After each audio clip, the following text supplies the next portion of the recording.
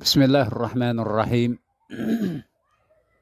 الحمد لله رب العالمين الرحمن الرحيم مالك يوم الدين. أشهد أن لا إله إلا الله وحده لا شريك له، وأشهد أن محمدا عبده ورسوله صلى الله عليه وعلى آله وأصحابه ومن تبعهم بإحسان إلى يوم الدين. وبعد، السلام عليكم ورحمة الله وبركاته. يقول جل وعلا: واستعينوا بالصبر والصلاة.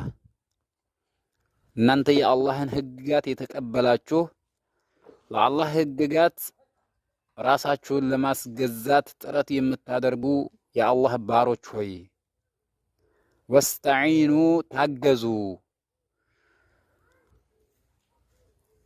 እገዛን ፈልጉ ውሰዱ፣ ቢሶብሪ በትዕግስት። ትዕግስት የነብያቶች መገለጫ ናት። ትዕግስት የነብያቶች ሱና ናት።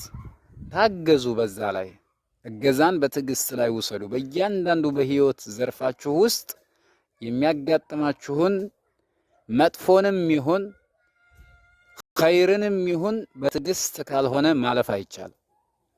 ስለዚህ ወስተዒኑ ቢሶብሪ ወሶላህ፣ በሶላትም የዱንያንም የአኸራችሁንም ሐጃ በሶላት ታገዙ። ሶላት ትልቅ የሆነ እጣ ፈንታ አላት። ሰውየው በሶላቱ ደካማ የሚሆን ከሆነ የመጀመሪያ ሶላቱ ከተበላሸች ሌሎቹ ስራዎቹም እንደሚበላሹ ረሱሉ ሰለላሁ ዐለይሂ ወሰለም ተናግረዋል። አወሉ ማ ዩሐሰቡ ቢሂ አልዐብዱ የውመል ቂያማ አሶላህ አሉ ረሱሉ ሰለላሁ ዐለይሂ ወሰለም። መጀመሪያ የውመል ቂያማ አንድ ሰው ሂሳብ የሚደረገው ከሶላቱ ነው። ፈኢን ሶለሐት ሶላቱሁ፣ የሱ ሶላት የምትስተካከል የምታምር ከሆነ